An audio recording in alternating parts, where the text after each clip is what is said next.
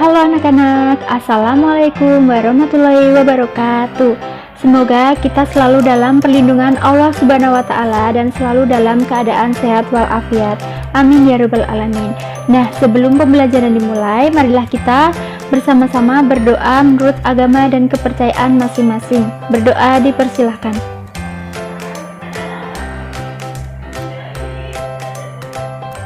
Berdoa selesai.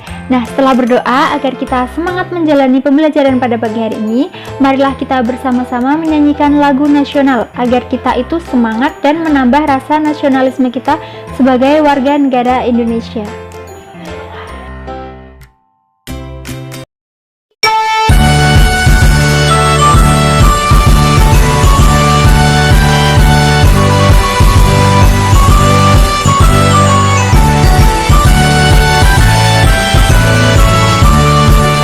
Halo, halo Bandung, ibu kota periangan.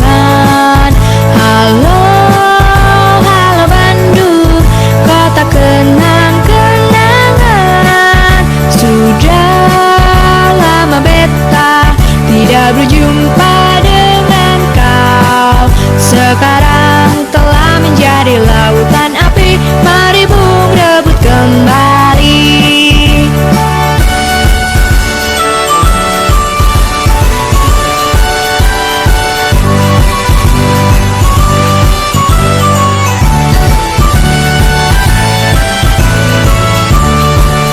Halo, halo Bandung, ibu kota periangan.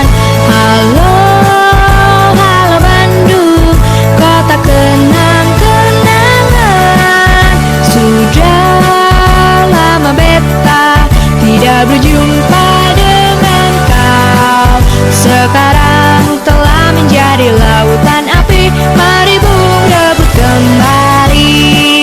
Mari bung rebut kembali. Mari bung rebut kembali.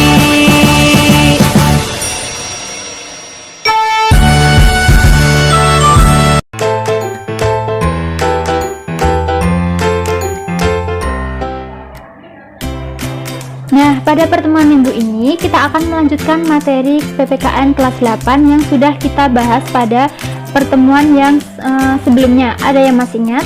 Harus ingat ya. Pada pertemuan yang sebelumnya kita telah membahas materi kedudukan dan makna pembukaan Undang-Undang Dasar 1945, di mana kita itu telah membahas kedudukan pembukaan Undang-Undang Dasar 1945, dan kita juga telah membahas hubungan pembukaan Undang-Undang Dasar 1945 dengan teks proklamasi kemerdekaan. Kemudian kita juga telah membahas pembukaan Undang-Undang Dasar memuat pokok kaidah negara yang fundamental. Kemudian yang terakhir kita juga telah membahas makna alinea pembukaan Undang-Undang Dasar 1945, yaitu alinea pertama, alinea kedua, alinea ketiga, dan alinea keempat. Nah, pada pagi hari ini kita akan melanjutkan materi pada bagian B, yaitu kedudukan dan fungsi Undang-Undang Dasar 1945. Yang pertama kita akan membahas mengenai kedudukan Undang-Undang Dasar Negara Republik Indonesia tahun 1945, dan yang selanjutnya kita juga akan membahas mengenai sifat dan fungsi dari Undang-Undang Dasar 1945.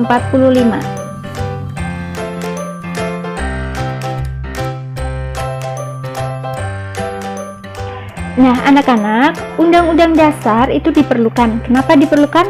Karena Undang-Undang Dasar itu bagi negara sangat penting. Undang-Undang Dasar pada awalnya itu dibentuk untuk membatasi kekuasaan raja yang pada waktu itu memerintah secara sewenang-wenang. Jadi dibuatlah Undang-Undang Dasar.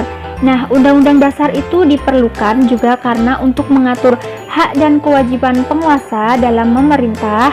Maksudnya itu pemerintah, presiden, DPR, gubernur, bupati, seperti itu dalam memerintah rakyatnya itu sudah ada aturan dasar yang mengaturnya di dalam undang-undang tersebut. Jadi mereka itu dalam memerintah tidak boleh sewenang-wenang sesuai dengan keinginannya sendiri. Semua sudah diatur dalam undang-undang dasar.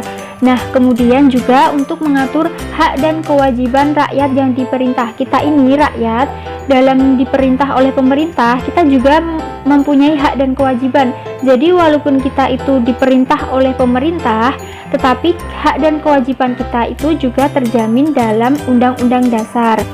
Jadi bayangkan jika di Indonesia ini tidak ada Undang-Undang Dasar yang mengatur tentang hak kewajiban rakyatnya, akan terjadi, kehidupan kita ini akan tidak senyaman ini ya, akan tidak seleluasa ini dalam mengenyam pendidikan, mendapatkan pekerjaan, itu semua sudah diatur dalam Undang-Undang Dasar. Nah, jadi kesimpulannya Undang-Undang Dasar ini sangat penting ya anak-anak, karena jika suatu negara itu tidak memiliki Undang-Undang Dasar, sudah dipastikan akan terjadi penindasan hak asasi manusia dengan hak asasi manusia yang lainnya. Mereka itu akan saling menindas untuk mendapatkan hak asasi manusia. Adapun latar belakang pembuatan Undang-Undang Dasar bagi negara yang satu dengan negara yang lain itu berbeda ya. Nah, hal ini bisa disebabkan karena beberapa hal. Apa saja penyebabnya? Yaitu bisa karena sejarah yang dialami oleh bangsa tersebut, kemudian bisa juga dipengaruhi oleh cara memperoleh kemerdekaan bangsa tersebut, kemudian juga bisa dipengaruhi oleh situasi dan kondisi negara yang bersangkutan, situasi dan kondisi saat menjelang kemerdekaan bangsanya. Nah, menurut pendapat Bryce, hal-hal yang menjadi alasan sehingga suatu negara memiliki Undang-Undang Dasar itu ada beberapa hal, yaitu adanya kehendak para warga negara yang bersangkutan agar terjamin hak-haknya dan bertujuan untuk mengatasi tindakan-tindakan yang para penguasa tersebut. Kemudian bisa disebabkan juga karena adanya kehendak dari penguasa negara dan atau rakyatnya untuk menjamin agar terdapat pola atau sistem tertentu atas pemerintah negaranya. Kemudian adanya kehendak para pembentuk negara baru agar terdapat kepastian tentang cara penyelenggaraan ketentanegaraannya. Kemudian bisa juga disebabkan adanya kehendak dari beberapa negara yang pada mulanya itu berdiri sendiri untuk menjamin kerjasama.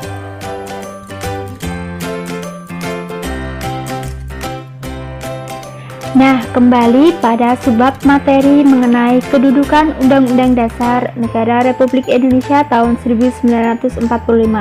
Di negara Indonesia adalah sebagai sumber hukum dan merupakan hukum dasar yang menempati kedudukan tertinggi. Jadi Undang-Undang Dasar 1945 itu menempati kedudukan tertinggi pada hukum di Indonesia. Dalam kedudukan sebagai sumber hukum yang tertinggi, setiap peraturan perundang-undangan di bawah Undang-Undang Dasar itu harus berdasarkan dan bersumber pada Undang-Undang Dasar Negara Republik Indonesia tahun 1945. Jadi seperti peraturan presiden, peraturan perundang-undangan, peraturan pemerintah kota, itu dalam membuat peraturannya harus bersumberkan pada Undang-Undang Dasar 1945, karena Undang-Undang Dasar ini menempati kedudukan yang tertinggi dan berkedudukan sebagai sumber hukum di Indonesia.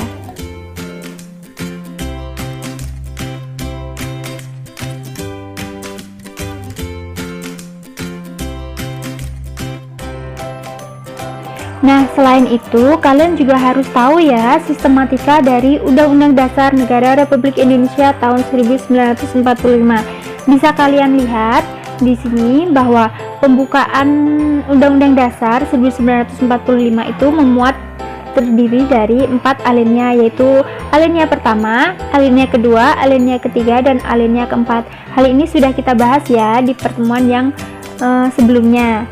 Nah, kemudian juga memuat pasal-pasal. Di sini dijelaskan sebelum dan sesudah amandemen ya. Sebelum amandemen itu, sebelum diubah itu terdiri dari 16 bab.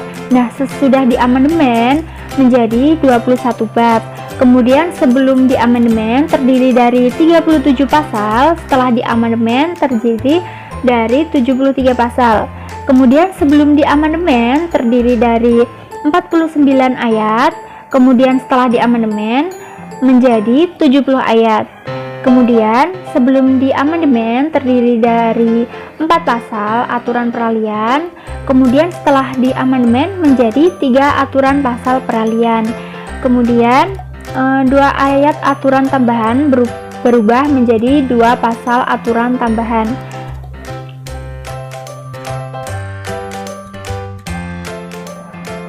Nah, sekarang kita memasuki pada pembahasan sifat dan fungsi Undang-Undang Dasar Negara Republik Indonesia tahun 1945. Kita bahas satu persatu ya. Pada kali ini kita membahas sifatnya terlebih dahulu. Jadi sifat Undang-Undang Dasar 1945 ini ada 4 ya, bisa dilihat bahwa sifat Undang-Undang Dasar ini yang pertama tertulis, rumusannya jelas, merupakan suatu hukum yang mengikat pemerintah sebagai penyelenggara negara maupun mengikat bagi setiap warga negara. Kemudian yang kedua itu singkat dan supel, memuat aturan-aturan, yaitu memuat aturan-aturan pokok yang setiap kali harus dikembangkan sesuai zaman, serta memuat hak-hak asasi manusia. Yang ketiga, sifat yang ketiga yaitu memuat norma-norma, aturan-aturan, serta ketentuan-ketentuan yang dapat dan harus dilaksanakan secara konstitusional. Kemudian sifat yang keempat merupakan peraturan hukum positif yang tertinggi juga sebagai alat kontrol terhadap peraturan perundang-undangan yang lebih rendah dalam hierarki tertib hukum Indonesia. Jadi sifat Undang-Undang Dasar ini ada 4 ya, bisa dilihat di sini.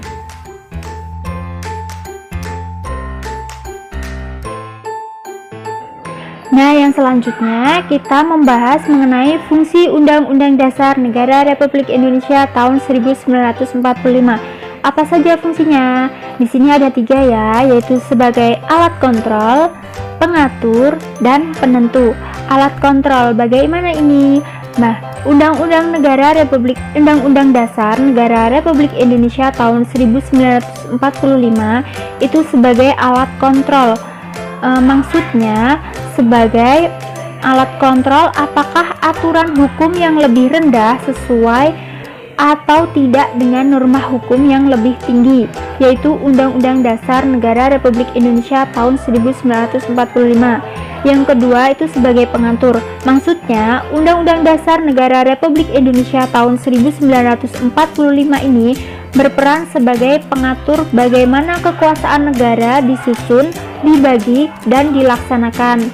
Nah, yang ketiga ini Undang-Undang Dasar sebagai penentu. Maksudnya Undang-Undang Dasar Negara Republik Indonesia tahun 1945 ini berfungsi sebagai penentu hak dan kewajiban negara, aparat negara, dan warga negara. Nah, selesai sudah materi pembahasan bab kedudukan dan fungsi Undang-Undang Dasar 1945 pada pagi hari ini. Sekarang Ibu mau kita bersama-sama menyimpulkan apa saja yang telah kita pelajari pada pagi hari ini. Pada bagian pertama, kita telah membahas mengenai kedudukan Undang-Undang Dasar Negara Republik Indonesia tahun 1945, yaitu sebagai sumber hukum dan merupakan hukum dasar yang menempati kedudukan tertinggi. Selain itu, kita juga telah membahas mengenai sifat dari Undang-Undang Dasar Negara Republik Indonesia tahun 1945, yaitu sifatnya yaitu singkat dan supel, memuat aturan-aturan, memuat norma-norma, dan merupakan peraturan hukum positif yang tertinggi.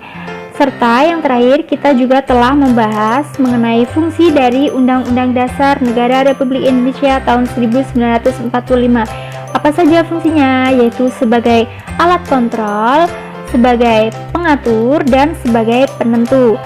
Nah, insya Allah minggu depan kita akan membahas mengenai materi pada bagian C, yaitu peraturan perundang-undangan dalam sistem hukum nasional. Jangan lupa kerjakan tugas hari ini ya anak-anak, dan jangan lupa presensi juga. Presensi bisa ditulis di kolom komentar pada video ini ya. Cukup sekian pembelajaran pada pagi hari ini, Ibu akhiri. Wassalamualaikum warahmatullahi wabarakatuh.